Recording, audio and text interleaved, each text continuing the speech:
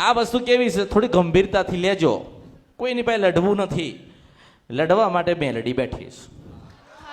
લડવામાં પહેલો નંબર આવે, મારો લડવામાં પહેલો નંબર આવે.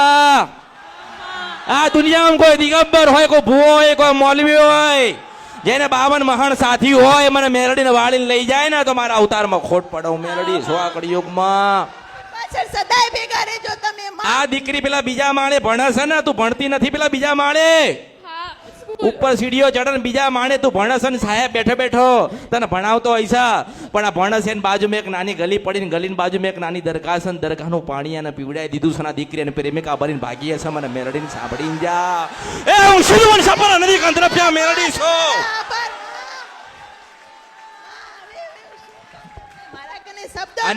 અને આભાર હું તને નામ આલું છું. આ કળિયુગમાં કોઈ નહીં કે એ 30 થી 35 વર્ષનો છોકરો છે, એનું નામ રાહુલ કહેવાય.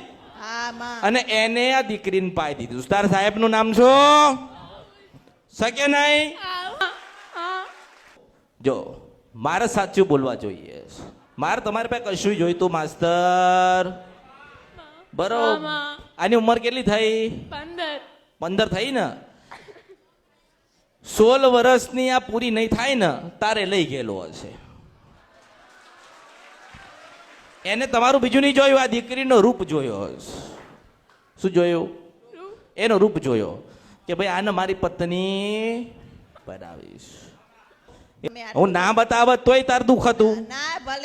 ના બતાવત તો માસ્તર કેટલું પટેલ કેટલું દુઃખ હતો. તમે બતાવ્યું એ વખતે કોને કહેવા જાત? એ વખતે કોને કહેવા જાત? આજથી વર્ષ પછી આ વસ્તુ બનત તો આ કોને કહેવા જાત? ના માં, આજ માની ફરજ છે કે ટોકવાની કહેવાની. આજ તમે અમને કીધું એ એની જગ્યાએ બરાબર છે. એ એની જગ્યાએ બરાબર છે. હા માં. અને એને એવી વસ્તુ કરી ને જે પાછળ ગલીની અંદર જે દરગાહ પડી ને એની અંદરથી એને એવી વસ્તુ કરી ને એમાં આ છોકરી આ દીકરીને 3 વસ્તુની તકલીફ થાય. કેવી ખબર છે? રાત્રે આની પાસે કોઈક માણસ આવે. બીજું કે આ એકલી બેઠી હોય ને એટલે એને આમાં મત થાય. હા માં, સાવ સાચી વાત.